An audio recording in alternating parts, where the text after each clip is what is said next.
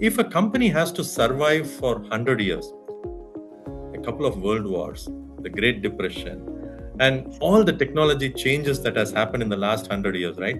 There is something idiosyncratic in the company, that keeps it going, right? Which to me is the culture. A lot of the cultural elements, a lot of styles of working and so on.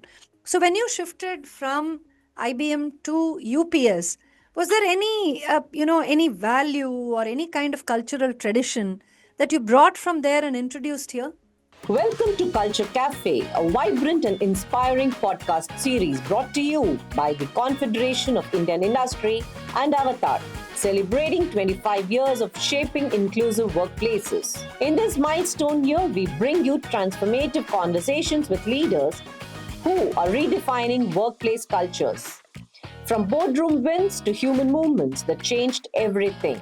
These conversations are your backstage pass to how organizations thrive one connection at a time.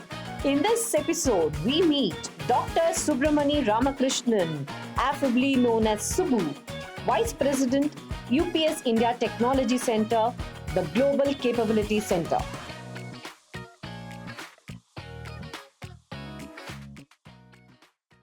Here's welcoming all of you once again to yet another episode of Culture Cafe, brought to you by the Confederation of Indian Industry and Avtar, celebrating a quarter century of powering workplace cultures. I have the absolute pleasure of having with me Dr. Subramani Ramakrishnan, fondly known as Subbu, Vice President, UPS India Technology Center. A warm, hearty welcome to you, Subbu, to Culture Cafe. Thank you. Thank you, Dr. Saundarya, and thanks for this. I'm really excited. And I Yes, have been a big fan of what Avatar has done in the last thank 25 years, you. personally availing some services as well. So I'm all excited. Thank you so much, Subbu. Thanks a lot for making time for this. And, I'm going to ask you the inevitable first question. 25 years at IBM and then a move into UPS. What are your thoughts? How has this, experience in not just in the technology space, but also in shaping workplace culture? How has this been? And what are your thoughts about that? Okay. Um, it's a very interesting question because I never thought I would quit IBM. Uh, Aha. so it was 25 years and I thought I would be retiring from IBM, but then I grew with the company. After playing pretty much every role in the company, I thought I was getting to a kind of saturation point and I wanted to do something different. And that's where this opportunity came in, which was to start something new. While both of these companies are very similar, 100-year-old companies, very similar values, and I will touch upon this. Uh, but then in IBM, it was all established. I just had to make incremental changes and make things work. And everybody knew IBM. Whereas, if I can say, not many know about UPS in India, Yeah. though it's a Fortune Yes. 50 company. UPS as a technology center among our talent pool, right? So that way, I had to build quite a few things here. And thanks to the empowerment that my leadership has given and my CEO's support, we are able to have a lot of structural autonomy and empowerment here, and we are able to set the culture. And happy to share a few examples and make it real for you. Super, super. Thank you. I think that was a fantastic start, establishing very clearly right at the beginning why, after 25 years, when you actually assumed that you're going to be retiring here at IBM, you decided to take that shift. I think there is a lesson there for all of us who are in long tenured jobs to say that, life could still surprise you and you could still find something very interesting and different to do. So, thank you so much.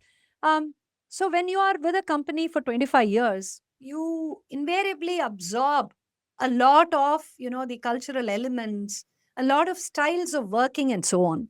So when you shifted from IBM to UPS, was there any, any value or any kind of cultural tradition that you brought from there and introduced here?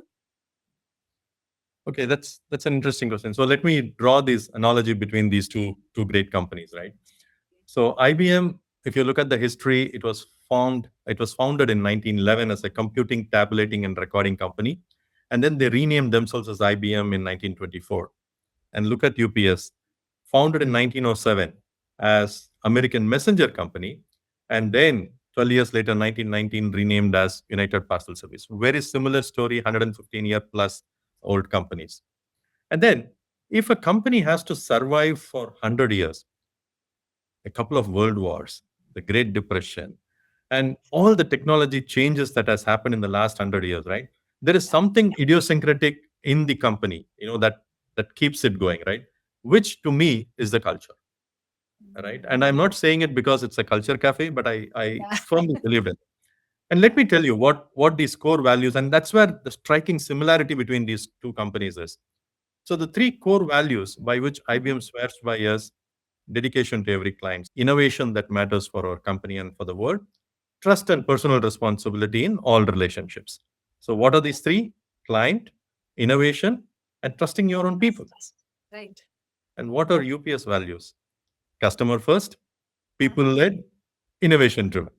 Okay. Right, so this is something that I found very unique in these two big companies. The value systems are very, very similar. And then that, when at the corporate level you have this well defined, and what's our purpose, and that's another interesting thing, Sandhya, I should tell you. For Yes. IBM, the purpose is be essential. Be essential, just two words. Be essential for our customers, for the community, and all of that. And what do we say in UPS as United Parcel Service? Moving our world forward by delivering what matters. Oh, It could be healthcare, it could be something else, whatever it is, because we move in terms of value 2% of world's GDP every day. Right? wow. That's the Oh my impact you create. goodness. When you deliver 20 million parcels, when you have 600 flights, when you have a lakh and 50,000 package cars, as we call the fleet, Huh. right? So you are moving the world. So we want to say moving our world forward by delivering what matters. Now, what we need to do Yeah. is, how do I connect every employee to this purpose? And that's where the culture sets in, right? So while there were a lot of similarities, as I was alluding to earlier, the similarity ends there, because IBM, even from our school textbooks, if somebody is doing computer science in 10th or 12th or whatever, they would have read IBM microprocessor, IBM invented computers and all that. IBM is a well-known brand, but UPS was not a brand. So that's where we had to establish a lot of this. And what did we do? We leveraged LinkedIn. Thanks to LinkedIn, that Okay. was a good platform, particularly when I had to look at my target talent population, right? Right. And we did a lot of things locally, and thanks to the empowerment that we had. So it's something that we have heard this phrase, right? Global. Think global but Yes. act local. Yeah, yeah. So Absolutely. that's what we do here in UPS. Super, super. So, any organization which is looking at building its culture, whether it's a young organization or an old one, I hope they get to see this podcast, Subbu, because you're sharing some very, very clearly defined points. And the way you compared IBM and UPS and, brought out that similarity and synchronicity is really amazing. So, for someone, who has kind of looked at a long professional journey, been part of two very, very respected organizations, I'm sure there would have been some very interesting pivotal points. There would be these points where, either you have felt that, something really changed for the better, or it was like a pre and post. Before this thing happened was one version of you, after this thing there's another version of you, something like that. So could you share if there have been such pivotal moments in your career journey, and how the organization's culture kind of linked to that? Okay. Yeah, in your life you always have moments like this, which changes you, right? And brings in a complete different you after that event. So if I have to look at it, there were a few moments I can relate to, and then how it changed, and if I can, uh, there's no pun here. If changed me into a different avatar, okay. So let me talk about that. Uh, Uh, One was, a few years back. I think it was sometime in 2015 when there was a lot of negative press on the talent that we have in India. They used to say, um, a porter job application, there are so many engineers applying, right? And then 90% of the engineers are not fit to work, right? mhm. They are not deployable. And there were a lot of articles running. And that's where, that set me and one of my colleague thinking on, is it so bad? I mean, is it the system to be blamed? Is it companies to be blamed? Are we missing on mentoring? Is there an industry academia gap that is there? So we set out to study, and that's where my earlier organization, IBM's culture of having people on rotation, right? You can change jobs without changing company. That's how I was able to have a 25 years plus career there. Yeah. So I took on a give back role on campus recruitment and campuses, and myself and my colleague, we traveled pretty much all over the country. We had taken about in those 5 6 years that we were running this program, around 20,000 graduates from various. We took a new avatar as an author, right? So that was one where the company's culture helped us, to move around, to do a give back role, and that we never thought we could write a book. Okay, so that was never in our even bucket list. But then that was one. So some of these, when you look at it, it gives you a new perspective and changes, and then the way we designed, the way we would induct freshers into the system, understanding that they are not coming from a level playing ground across the Yeah. country. Yes. That worked. So that was one. The second was a little personal when I lost my father during COVID, right? Sorry. And the wave two of COVID was pathetic. Hospitals were running full. And that was the time. Before that, when somebody says, "I'm going on leave," honest answer here, I will say, "Okay, who is your backup?" I never pause to say, "Okay, it's all okay. What's happening with you?" The first question was, "Okay, who is your backup?" Because the show must move on, right? But when I went through the situation, one of my colleagues stepped up voluntarily, and she said, "Subbu, this is the time you need to attend to your father, and you take care. We will take care of this." And I was not disturbed, not for a few days, but almost for 6 weeks. No calls. It was all shielded. And to top it, it was not just my colleagues and my team, my manager. I would like to even name him, Anuj Malhotra.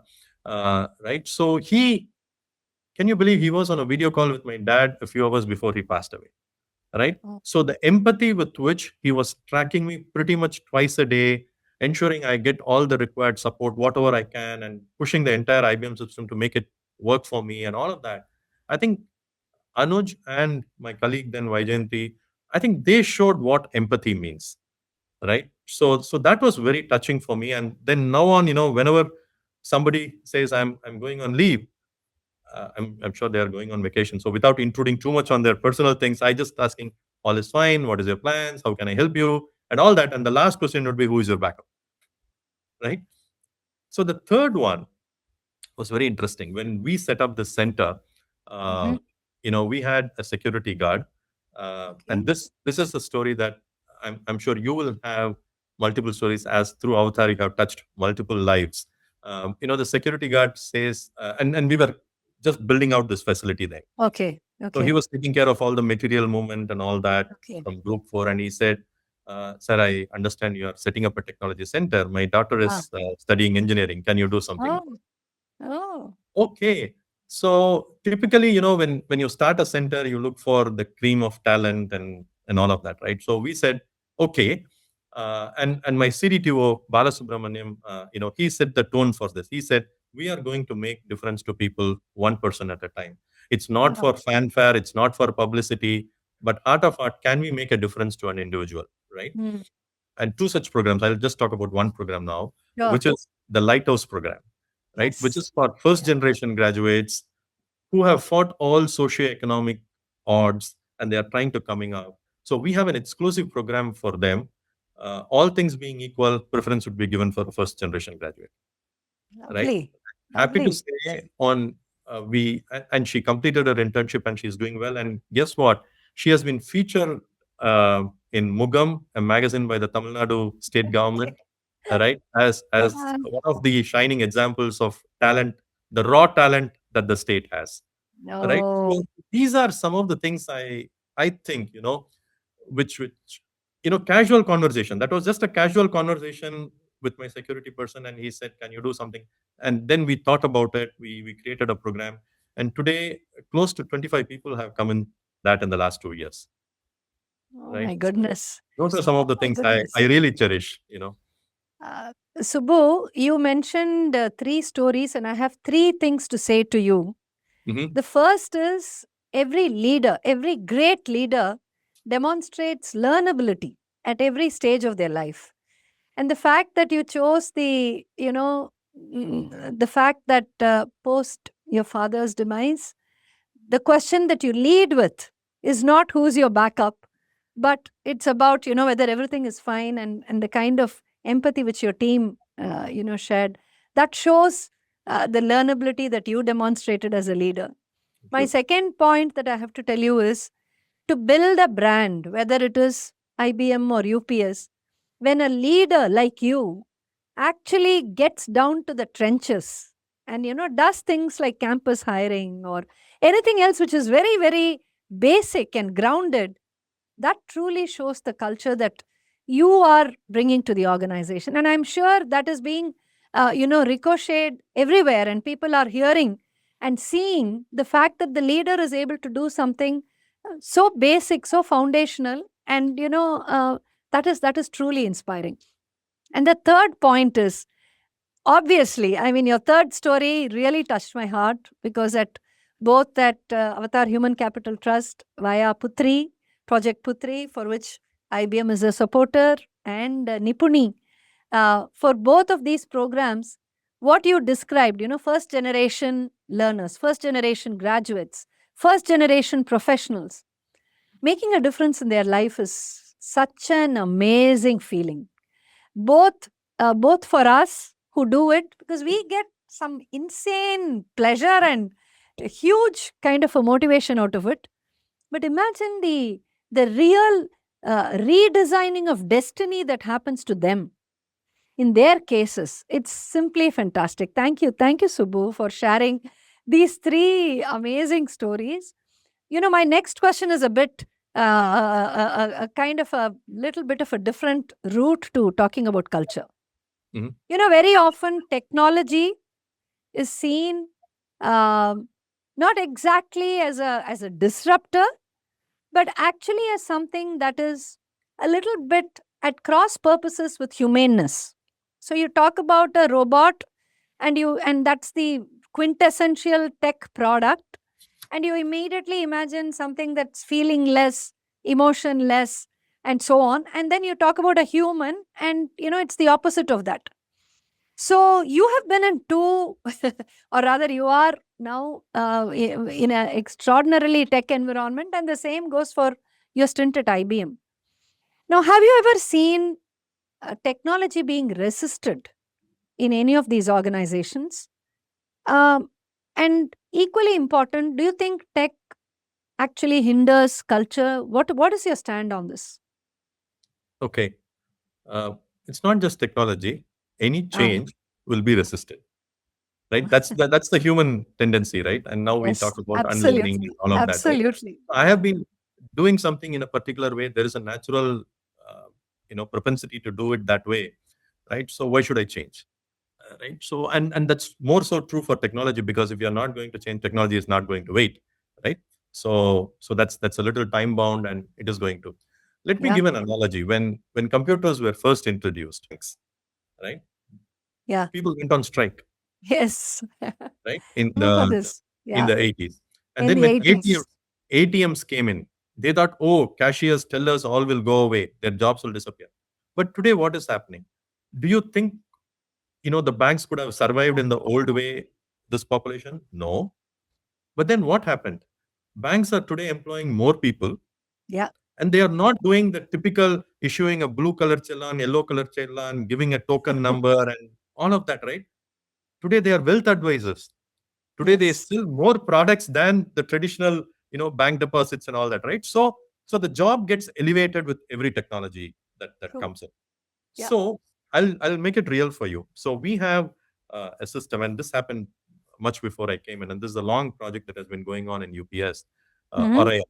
Orion is on-road integrated optimization and navigation. Much Okay. before Google came with their maps, we had our own system. By Wow. Let me make it real for you, Saundarya. We have about 150,000 drivers. Okay, and Mm. and we are delivering about 20 million packages every day. So a driver has to That's deliver about 150 to 200 packages in his or her 8 hour window, right? So how do we optimize the route? So that's where the technology comes in. So we keep optimizing these routes every 3 minutes. Over yeah. 2 million address data points are processed daily, and we do that, and the driver has this handheld which keeps recommending what's the optimal route Okay. to go. Nice. And unlike India, where the delivery boy comes to an apartment and 20 parcels are delivered, in US it's a slightly different system, right? So houses are far apart, so the driver has to get down, go all the way to the back of the car, pull the package, go down, knock the door, drop it, or there may be special instructions: drop it in the backyard, drop it in the car park, and all of that, and then take a picture and then come back. All of this has to happen in 2-3 minutes, right? That's when you can deliver that much, right? So our engineers, they keep optimizing this network algorithm, Mm. and watch for real traffic data and all of that. And a unique thing is, for example, there are no left turns in the route that it recommends, because if you're US, if you have to make then you have to wait for a signal, right? So Ah. so to that level of optimization it does. But then people are used, and if you look at our UPS drivers, they are driving the same route for 25, 30, 40 years. They know it better than anybody else. So why would I look at this and drive? Ah. Correct. So there's a big resistance for a change. So it's all about change management. So how do you train them? How do you tell them why Okay. it's going to make things better? And you can challenge. You need not go by the route that it says, but if you're challenging it, make it like a contest, right? So you are suggesting a better route. You tell that system, and system will learn, and it will suggest a better one, right? And there is a lot of leadership support to this whole thing, right?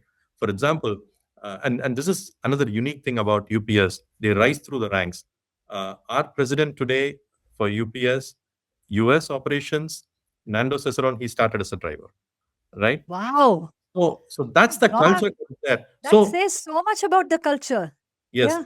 from the leadership, there is an empathy for this change, supporting and training, leading it from the front. So it's not about technology being a disruptor.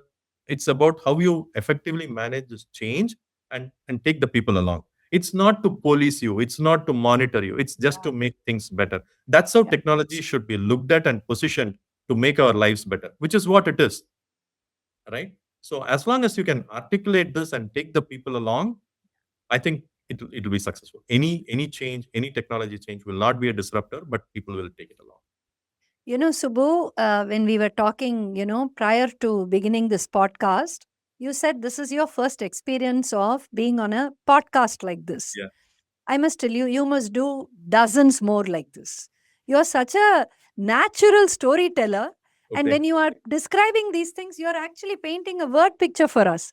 I'm sure our podcast viewers are riveted by the stories that you have to tell, Subbu. Thank you so much. Let me go back to the point that you made with regard to technology, its adoption, and making it your friend and really believing in the power of change management. One of the most critical things that we see today, and this is with regard to, say, millennials, Gen Zs, and even the Gen Alpha, which are going to enter into the workplace in a few years from now. Now, what we see is that they are digital natives. They're very, very comfortable taking technology in their stride, learning it, really figuring out how to deploy it, use it in their day to day, just to make life easy in every way. But then that comes with its own baggage of being completely, devoted to an app or spending so much of screen time. And we find, especially at Avatar, when we, do sessions for generational inclusion, generational diversity, we find that, this devotion or this obsession with technology that young people bring in, no, that causes a lot of sort of unhappiness between the generations.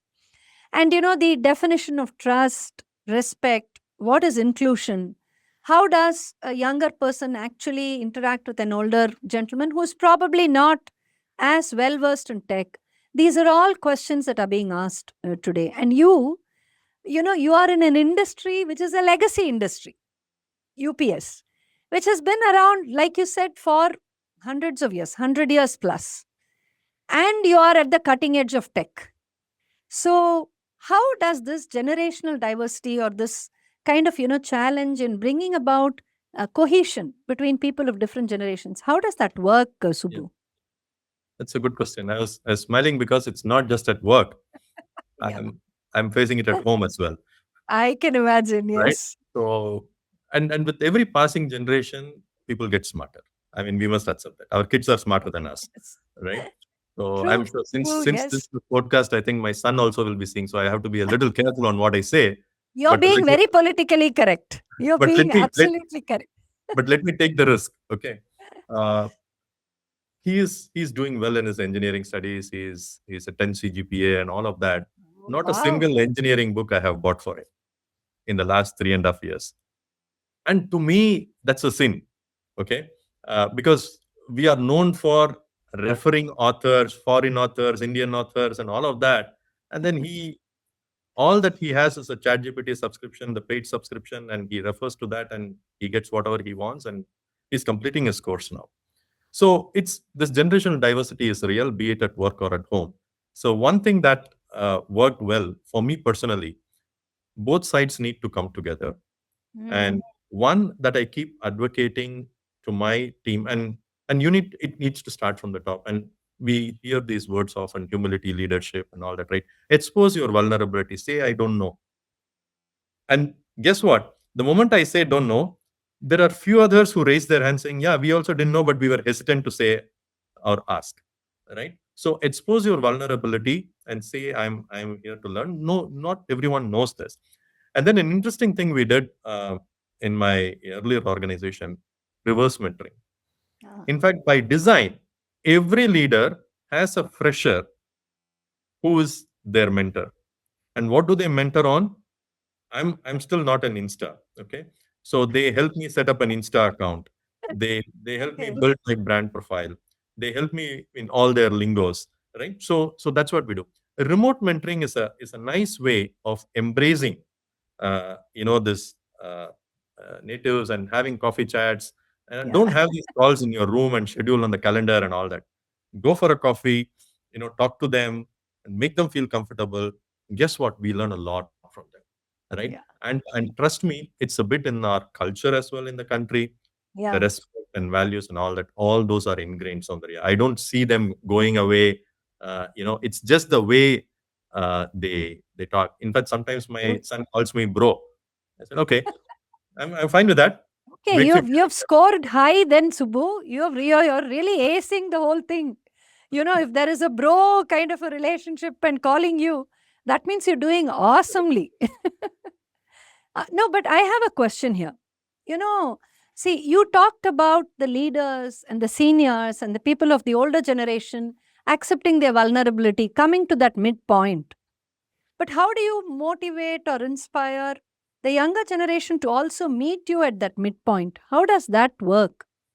So You, one of the thing I have yeah. is I have opened 2 hours, at least 3 days a week for coffee chat, and Ah, said you can book a slot, and if they are not, I will tell my office to just set up some things because I'm keen to meet them, right? And that's where you pick a lot of things. So it's all people will try to do what you say, but I think there will be a greater adoption when they see you do it, right? So mm, so actions speak louder.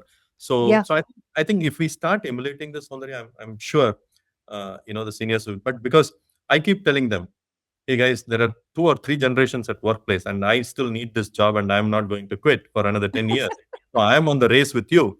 So I better run the same Wow. race the way you are running. I learned from you, and we will do it together, right? Oh my So if goodness. in Okay. fact, there was when we were doing the study in the campuses, it was surprising how the teachers, the students went on a internship, a semester Mm. abroad, and Okay. then when they came back, the teachers themselves voluntarily locked themselves in a room, and for a few uh, days the session was going on, where the students were teaching what they learned when they spent a semester abroad, right? Hats off to those teachers who are willing to learn, Yeah. right? Yeah. So I think things are Absolutely.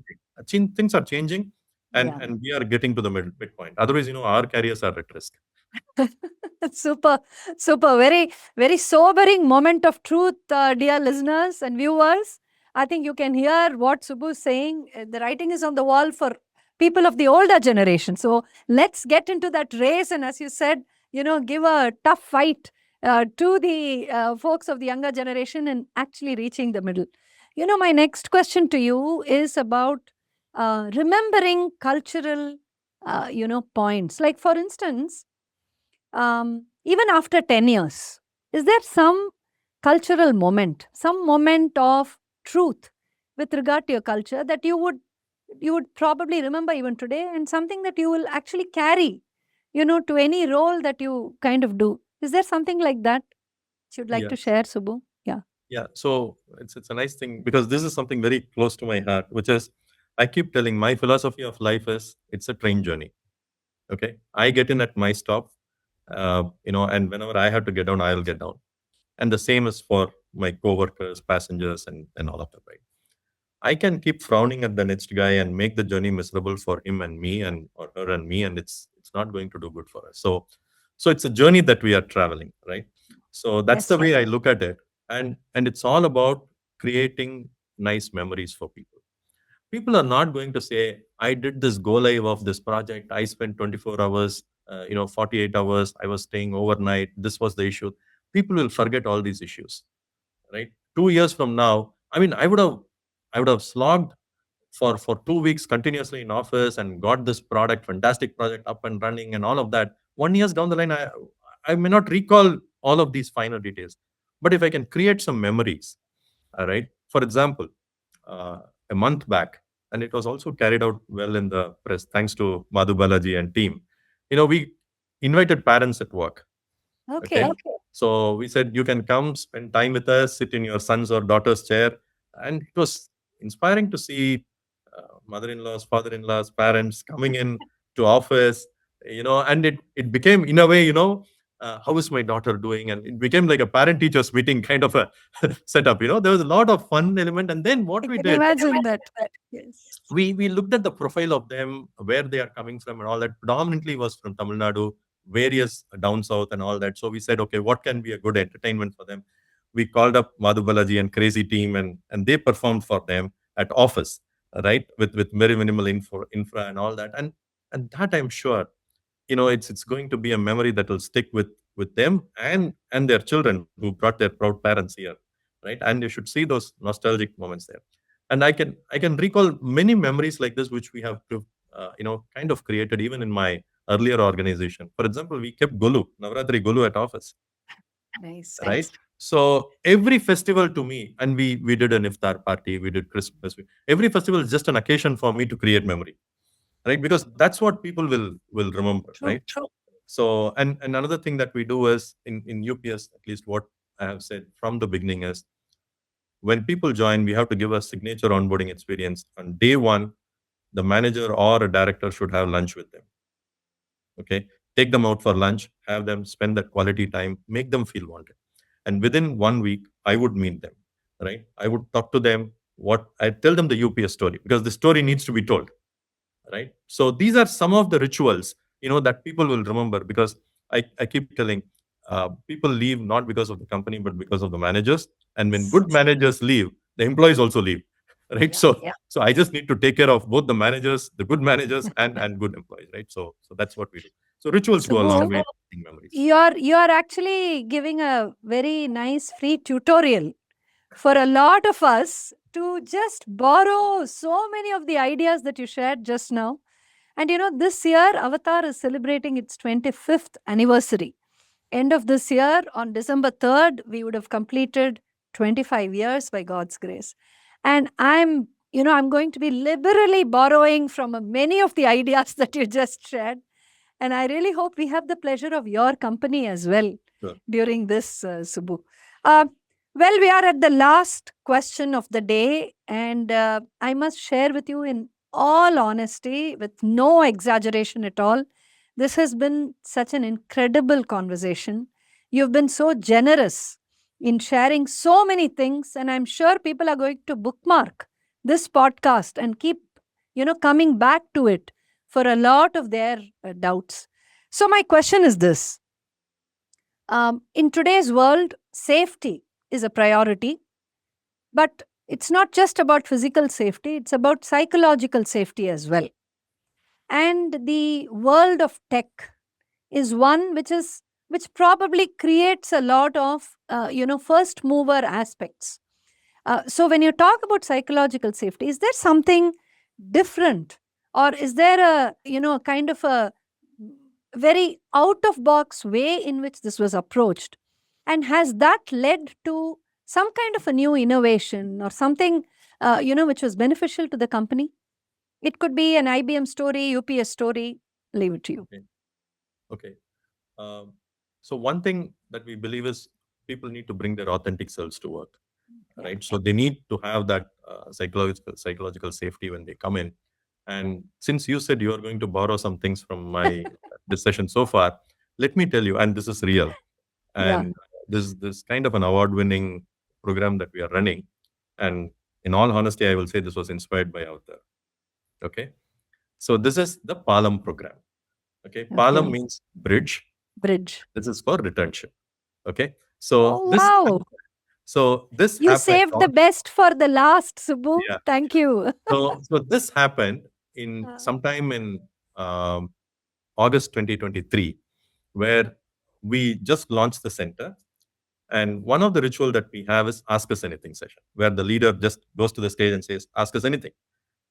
I mean, you can ask, I may have answers or I may not have answers. I'll try to get back, but ask us anything.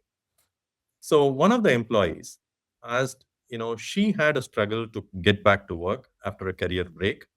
So what can we do about it? Uh, and all that. So okay.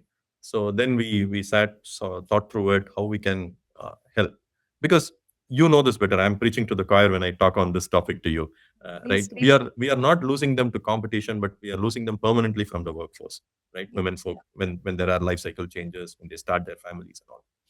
And after 5-10 years, these top talent, they want to come back, right? So how do we make it happen? So we said, let's create a BRG around this. So women in engineering and women leadership development. So they kind of anchor along with my HR this program. Happy to say, more than 20 people have joined, and this has become a gender neutral policy now. lovely. Okay, Lovely. I love it. because this is Wow. this is another thing. It started for women, but we are also seeing, and this is a nice thing that's happening in our society.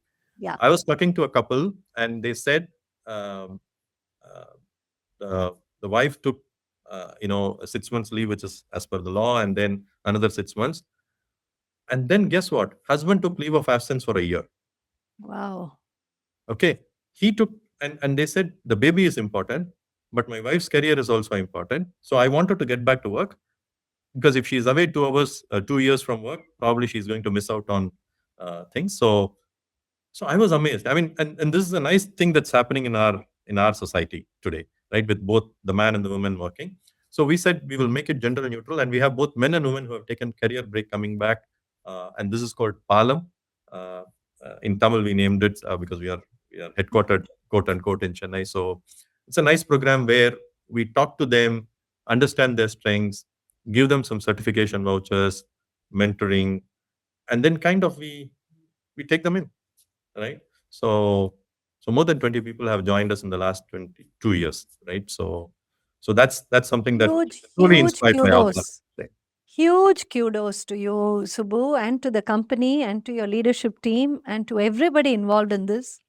There are few podcasts where every word is packed with wisdom, with sharing, with generosity. And I must tell you, this was absolutely one of those. I thank you, deeply from the bottom of my heart for the time and the effort that you have taken to prepare for this conversation, to share and pack as much as you can into this. I really, really hope not just our podcast audience outside, not just the CII audience outside, but I hope every avatarite sees this, because Yeah. I think you have shared so much for not just leaders, but for everyone to build a very, very humane, compassionate, powerful, and intentional career. Thank you so much, Thank Subbu, you. for this time. And, folks, I hope you are, like I said, going to come back again and again to this amazing podcast.